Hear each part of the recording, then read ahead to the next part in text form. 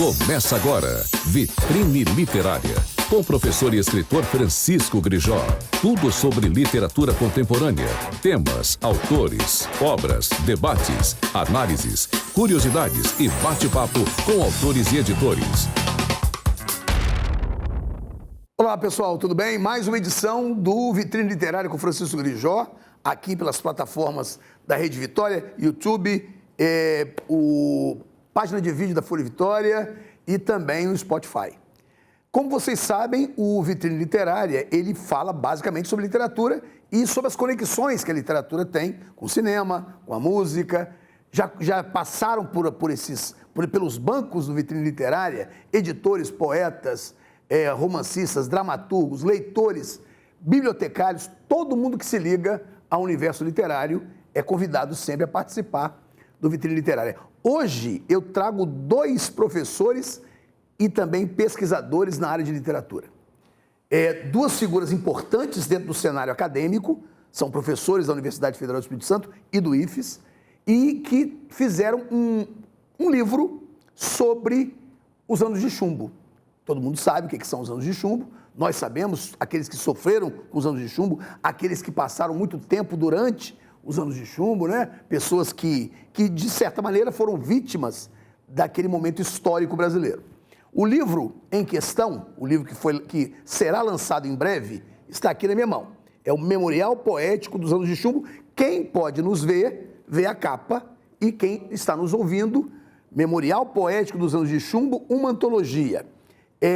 A organização é do professor Wilbert Salgueiro, que se encontra aqui, de camisa vermelha, do Nelson Martinelli Filho, que já esteve aqui batendo um papo sobre a obra de Reinaldo Santos Neves, e Marcelo Ferraz. Aqui está o livro e eu vou deixar que eles falem, vou trazer já a primeira pergunta. Há uma necessidade de haver uma memória sobre os anos de chumbo nos dias de hoje, pós-Bolsonaro, durante o governo Lula? É necessário que as pessoas saibam o que foi a poesia, o que foi a literatura nos anos de chumbo? Essa pergunta é para os dois. É uma pergunta que, bom, em poucas palavras seria difícil responder, né? Acima de tudo, não só uma importância, mas também um dever nosso, né? Como cidadãos, como pesquisadores, como professores, porque sabemos que no Brasil, especificamente, o modo como nós tratamos, né, o nosso passado, em especial esse passado de uma violência de Estado, nem sempre tomou os melhores rumos, em especial com relação às suas vítimas do passado e as vítimas do presente e aquelas que podem ser vítimas no futuro, né? Ou seja, aquela parcela da população que normalmente é tratada como de menor valor, de menor importância e, portanto, que pode ser eliminada. A gente observa isso na ditadura militar brasileira, observamos isso em diversos outros contextos históricos do Brasil, não só na ditadura, mas no nosso caso da ditadura militar brasileira, em específico, diz respeito a uma relação tensa de poder político com o poder militar, que também não é novidade no Brasil, mas que se acentua entre 64 e 85, e que, particularmente na nossa história, teve um desenvolvimento com relação à sua memória muito problemático, porque a saída da ditadura foi articulada e orquestrada pelos próprios militares, em especial a partir da Lei de Anistia, de 79, Perfeito. Que, por um lado, libertava os presos políticos, né, garantia algum direito àqueles que estavam presos e condenados, mas, por outro lado, também protegia, né, dava guarida aos militares que até hoje não tiveram a punição como ocorreu em outros países, como ocorreu em outras experiências de autoritarismo e ditadura. De tal maneira que, passados-se os anos, né, essa política da memória e dos discursos sobre a ditadura acabam sempre voltando à pauta como algo que não está bem resolvido, né? A gente vê nos movimentos políticos, de certa maneira, certas parcelas de figuras de autoridade retomam essa discussão, buscam um revisionismo, né, no sentido de negar o que foi a ditadura, do que foi a violência, do que foi aquele aparato de tortura, de prisão, de perseguição, de exílio, de uma pressão econômica também muito forte sobre a população. Isso resulta numa necessidade, um dever, como eu disse, de estarmos ainda constantemente debatendo sobre esse assunto. Eu acho que o que particulariza o nosso tema aqui é pensar como que a poesia contribui, né, para isso. Então, Wilbert, vou fazer essa pergunta para você, então, diretamente. Você é professor, né, muito representativo no curso de letras da Universidade Federal do Espírito Santo, e, sendo você um pesquisador, eu trago a você uma provocação. A poesia, nós sabemos, é a prima pobre da literatura, né? Lê-se muito mais prosa do que poesia. Isso aí é indiscutível, né? A narrativa, ela tem muito mais apelo do que o texto poético. Mas, quando vocês reuniram esses textos, daqui a pouco vocês vão me explicar qual foi o critério que vocês utilizaram. Quando vocês reuniram poemas. Esses poemas tiveram apelo numa determinada época e terão hoje? O que você fala sobre isso? Não, só Fica à vontade. complementando. Quer um pouco d'água? Não, obrigado. Complementando o que o Nelson disse agora há pouco, né, para fazer um gancho com a sua pergunta, acho que todo gesto de memória, né, e aqui se trata de um memorial poético, né, memorial de poemas, né, de poesia, ele sempre é muito importante. Né? Nós estamos agora aqui no século XXI, né, na segunda década do século XXI, fazendo esse memorial poético de poemas que foram feitos há décadas atrás, né, exatamente para que não se esqueça o que ocorreu, como você disse na abertura. Né? Tem um filósofo, né, que eu sempre recomendo aos meus alunos para lerem, que é o Theodor Adorno, né? Ele diz, né, num texto, né, ele fala assim, que enquanto as condições do autoritarismo, do nazifascismo estiverem em nosso entorno, né, é necessário sim haver a memória, haver o esclarecimento, etc. Então, embora a época da ditadura militar, né, tenha oficialmente terminado em 85, né, com Figueiredo, né, mas as condições que geraram aquele momento, elas estão aí, no contemporâneo. Né? Então, acho que nada mais propício, oportuno, né, do que relembrar, sobretudo para as gerações mais novas, né, essa juventude aí, né, o que ocorreu, né, as décadas atrás, e o que ocorreu, para que saibam o que ocorreu, para que isso não se repita, né, porque as condições para que isso se repita estão por aí, né, estão dadas. E fazendo um gancho com a sua pergunta, de fato, né, a poesia é uma espécie de, né, enfim, um gênero do pobre, né, da literatura, embora outros, né, os cronistas, o pessoal de literatura infantil também reclamem, o pessoal do teatro também. É verdade, né, todo mundo reclama. Porque a prosa, recentemente saiu, né, foi um rodapé muito rápido, saiu agora uma lista, a Folha de São Paulo publicou, né, os livros mais votados, mais importantes do século XXI, e de fato entre os 25, né, mais indicados, tem 3 ou 4 de poesia apenas, né, quase tudo é romance, né, e alguns contos, poesia é de menos. Infantil, teatro, nenhum, né, e crônica também acho que não tinha nenhum, se não me engano. Então a poesia, de fato, em relação à prosa, romanesca sobretudo, ela é a prima pobre. Mas é a nossa área de pesquisa, minha, do Nelson, né, e do Marcelo Ferraz, nosso colega lá de Goiás, e então resolvemos fazer esse memorial poético a partir de poemas, exatamente. Então, assim, eles têm uma dupla ou múltipla vontade e significação, porque exatamente por ser a poesia esse gênero tão pouco apreciado pelos leitores, né, é também mais uma provocação para que as pessoas possam tomar contato com essa produção. Né? E aqueles que se dispuserem, tiverem contato com essa antologia, já vamos falar que ela tem um formato impresso e também formato, né, na internet, de fácil e rápido acesso,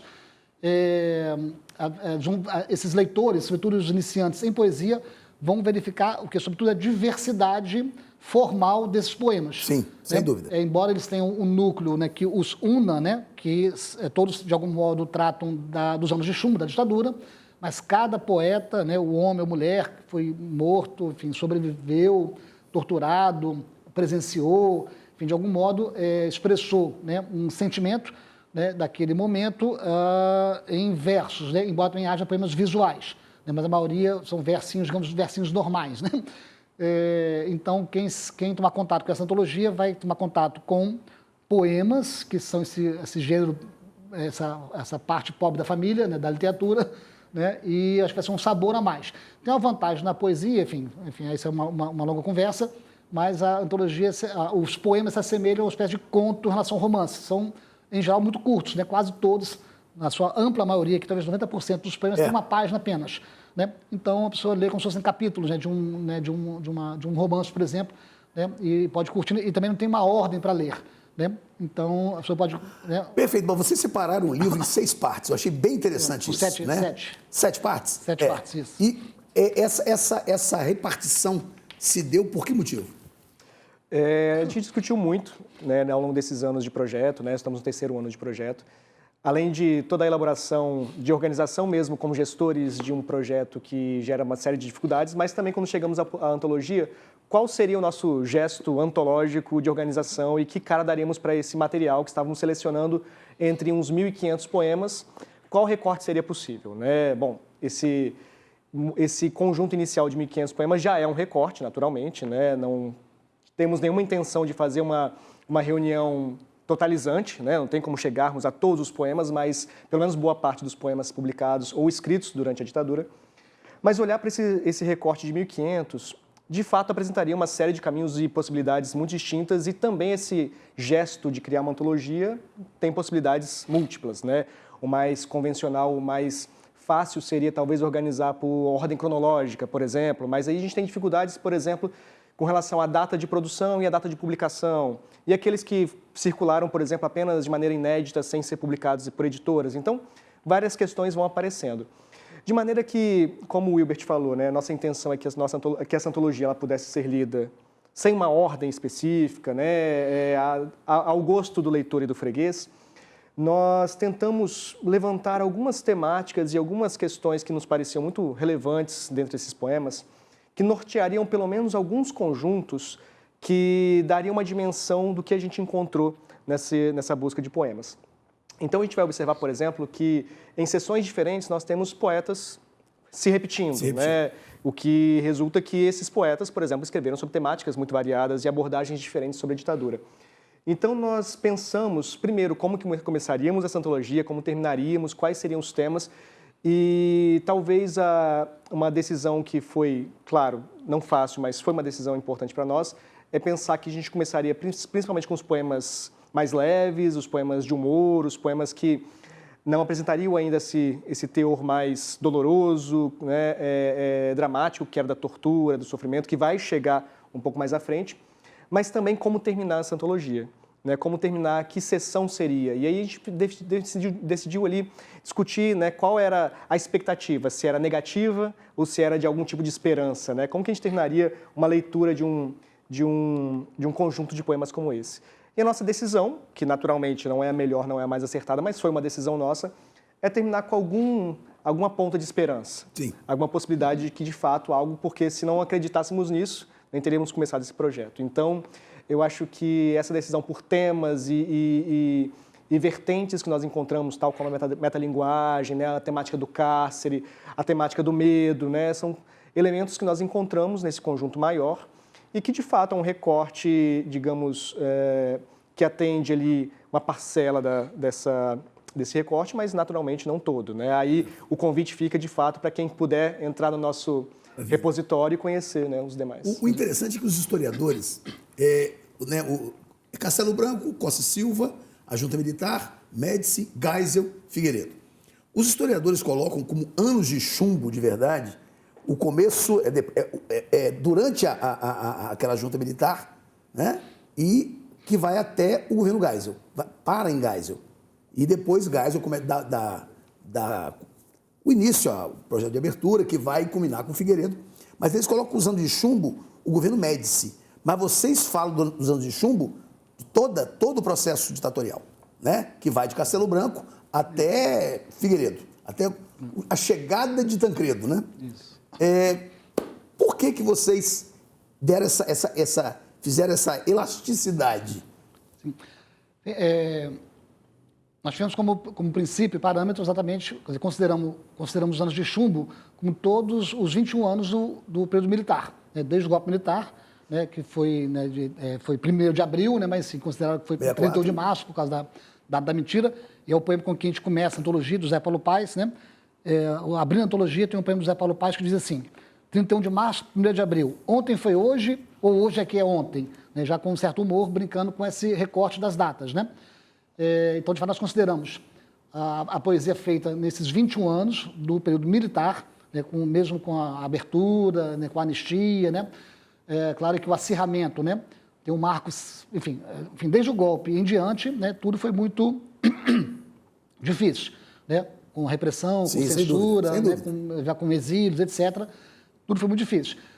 Os próprios historiadores, e nós, enfim, que estávamos lá, enfim, ainda crianças, né, mas estudando a gente percebe que tem um marco muito importante, foi o AI-5, né? Foi em 13 de dezembro de 68. 68, né? Foi 68. Então, de 68... Já é quase 69, né? Isso, 68 em diante, 69, aí vem Médici, né? O Médici foi considerado o carrasco, né, de todos os presidentes, foi o pior. Né? Depois veio aí Geisel de todos os presidentes Figueiredo, ruins, ele foi o pior. Foi o pior, né? Ali, então, foi o pior. Então, o critério foi esse, né? Recuperando aqui a fala do Nelson com a sua pergunta, né, o que compõe essa antologia, naturalmente, né, como também já tinha adiantado, né, o Memorial Poético dos Anos de Chumbo, então essa antologia reúne poemas que, de algum modo, tratam da ditadura, né, como eu falei, de um modo mais diversificado. Tem uma questão, que aí Nelson também já abordou, o que entrou, deixou de entrar. Porque, evidentemente, enfim, há poetas, há livros, né, que poderiam entrar, o Alex Polari, né, ele tem dois livros, né, os 2 livros inteiros dele poderiam entrar. Ele fez ambos na prisão e todos sobre ditadura. Né? Tem o poeta capixaba aqui, o estudo capixaba, ainda viu, Marcel de Aguiar, tem 4 volumes de poemas. Marcel está aí, né? Centenas de poemas, né, que também poderiam entrar aqui na antologia, mas claro, então a gente fez uma seleção. Sobretudo, também essa antologia tem um papel também ligado, um papel educativo, né, em relação aos leitores, conforme falamos antes da poesia, que são poemas que tratam, de algum modo, alegoricamente da ditadura. Né? Então, assim, somente o fato de ter sido feito nos anos de chumbo, nesses 21 anos, quer dizer, isso é um critério, né, para entrar na antologia, mas, de algum modo, o poema explicitamente ou com algum grau de metáfora, né, de alegoria, poderia entrar aqui na antologia. Por exemplo, né, tem um clássico nesse sentido para nós, lá da nossa pesquisa, é um haikaizinho curto da Alice Ruiz, né? Alice Ruiz, poeta, ainda está viva e tal. Casada com o Leminski, né? Casada com o Leminski, que vai ser agora homenageado na Flip, né? O Leminski e tal, e ela parece que vai estar lá, Alice Ruiz.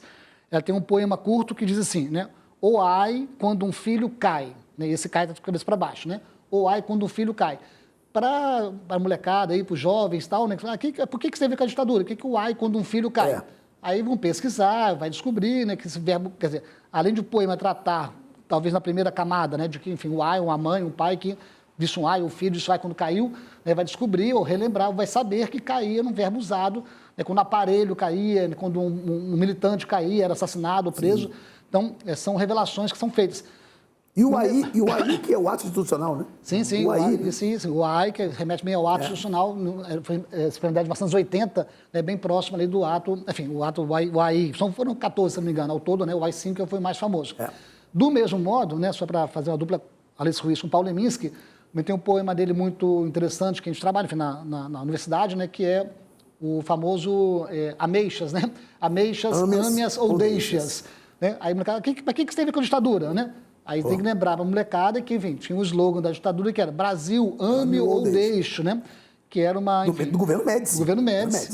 Dizendo assim... Toda aquela euforia do futebol, né, do tricampeonato, transamazônica, né? E aí veio esse slogan bem... Aí a pessoa vai querendo iludir o povo, dizendo que o Brasil ame ou deixe, aqueles que se exilavam, se auto-exilavam, eram exilados, é porque não amavam o país. Não amavam o país. Aí o Leminski faz. Né? O Leminski faz ameixas, âmeas ou deixas.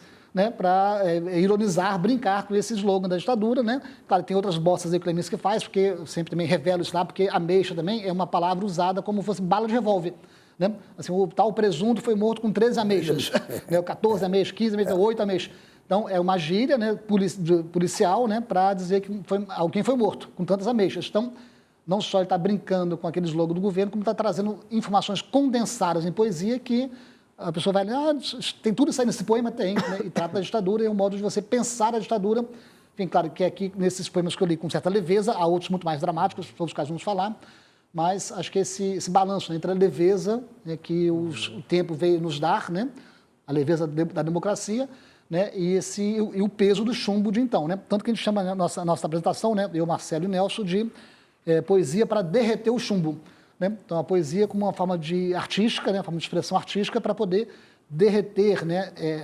Desconstruir, relativizar, né? Como se diz agora na moda, ressignificar, né? O chumbo, né? que nesse caso é metáfora de algo muito duro, né? Que vai prender e maltratar as pessoas. Né? Vou fazer uma provocação com vocês dois. Eu me lembro que uma vez Chico Buarque de Holanda deu uma entrevista em que a apresentadora perguntou, mas você fez muitas canções contra o regime militar? Ele falou, não, eu fiz 5 ou 6.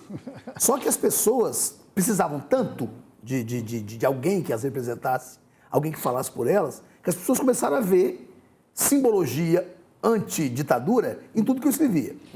Vocês acham que em algum momento, porque eu acho que vocês citam isso na introdução, mas vocês acham que em algum momento, algum poema aí, ele ganhou o ar de antiditadura por uma necessidade temporal mesmo?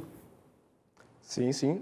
Isso aí aconteceu sem dúvidas, né? Foi uma discussão que a gente teve muito nos primeiros desafios, quando a gente reuniu a equipe de pesquisadores, que era chegar a um critério do que seria uma relação que nós chamávamos de inequívoco com a ditadura, né? Como garantir que um poema, exato. Né, que teoricamente se distancia, né, dessa relação direta, tem relação direta. E principalmente que a gente lida com poesia, nós vamos encontrar termos como noite ou sofrimentos variados que podem não ter relação com ditadura, mas estão publicados entre 64 e 85, nosso recorte temporal. E nós fizemos alguns exercícios para tentar fazer uma baliza entre os pesquisadores para chegar a algum acordo sobre isso. Nós fizemos um teste com o livro do Cacaso, o grupo escolar, que nós distribuímos o livro, né, todo mundo ia ler, e quem selecionaria quais poemas para entrar na antologia. Na antologia não, no nosso portal, desculpa. E o resultado foi muito variado, porque naturalmente são leitores que têm perspectivas e interpretações muito diferentes. Alguns colocavam um, outros não colocavam outro. Esses leitores tinham um limite de idade? Não, era variado. Eram os pesquisadores, professores, pós-doutorandos. Okay. Né? Então isso já deixou para nós claro que não seria possível determinar isso, por exemplo, qual seria o grau de relação direta com a ditadura. Mas nós temos sim, inclusive, sabendo de poetas que escreveram poemas que, se você lê a temática e pensa que está entre 64 e 85, a temática pinga sangue, né? Assim, literalmente no poema ali que está escrevendo sobre isso. Mas o poeta disse que não pensou sobre ditadura no momento. Mas uma coisa que para nós é importante, que eu penso muito, que o nosso projeto dá uma nova camada de leitura a esses poemas. Ou seja, se ele é incluído no nossa antologia, no nosso portal, é sinal que os leitores agora têm uma... No final das contas, quem vai ler é que vai perceber isso. Vocês, com aqueles que foi possível isso acontecer, vocês tiveram contato com eles? Vocês pediram para participar? Tiveram alguma dificuldade com alguém? Você me falou do Drummond, né? Tem vários... aqui na introdução do livro, nós nomeamos alguns poetas em relação aos quais nós não conseguimos autorização. O Drummond foi um desses casos, né, infelizmente. O Drummond tem vários poemas que poderiam ser facilmente, né, claro, enquadrados, né, ou pensados aqui a partir da ditadura, mas não conseguimos autorização. O Ali Salomão, né, como falou, Abdias Nascimento. Eu vi que vocês botaram Cláudio Willer. Cláudio Willer, eu conheci o Cláudio Willer quando ele traduziu Lautremont. Ele que traduziu Lautremont, né? Sim, que é uma tradução extraordinária. Ele é muito bom. Ele é um grande poeta, né? Morreu há pouco tempo, um grande poeta. E vocês colocaram o Cláudio Willer, gostei muito de vê-lo aí. Tem na questão que você disse anteriormente, o Nelson estava comentando, né, se alguns poemas, a partir de uma recontextualização, né, passaram a ganhar um ar, né, digamos, de resistência àquele momento. Né? Temos um caso aqui local, que é do nosso colega Paulo Roberto Sodré. Né? No nosso grupo, os pesquisadores, lendo livros publicados nesse período de até 85, né, que foi o nosso recorte. Interiores, né, se eu não me engano? Acho que é 82, né? Interiores. Mas o próprio Paulo Sodré, que é um colega nosso aqui, do Vitória, da UFSC. Já esteve aqui com a gente? Então, grande amigo, grande escritor, né? Ele mesmo se surpreendeu um pouco, né, com a escolha do poema dele. Ele disse, que interessante você escolher. Não tinha pensado tanto assim, mas de fato ele mesmo surpreendeu com o realocamento do poema dele no contexto em que está. Né? Isso é muito interessante para nós da área de literatura, de teoria literária. Tem como um poema, em contexto diferente, ele passa, né, a significar outras coisas para as quais ele não tinha sido pensado originalmente, digamos assim, nem pelo próprio autor. Né? É o caso claro que outros são a maioria é muito explícita, explícita a sua ligação. Né? São muito referenciais os poemas, né? Muitas vezes, principalmente os de presos políticos, né? Que referenciam o lugar, a data, o momento, né? Como se estivesse querendo registrar de fato. Né? Olha só, nós vamos fazer uma parada. Pessoal, nós vamos parar agora. Terminou o programa. Só que você que está ouvindo e que está vendo, você vai ter oportunidade de, na semana que vem, ver a segunda parte desse bate-papo aqui. Nós vamos dar continuidade, só que você vai ver em duas partes. Beleza? Ver e ouvir. Então, até semana que vem. Muito obrigado pela audiência de vocês. Semana que vem a gente volta com o Hilbert e com Nelson Martinelli. Você ouviu Vitrine Literária. com o professor e escritor Francisco Grijó.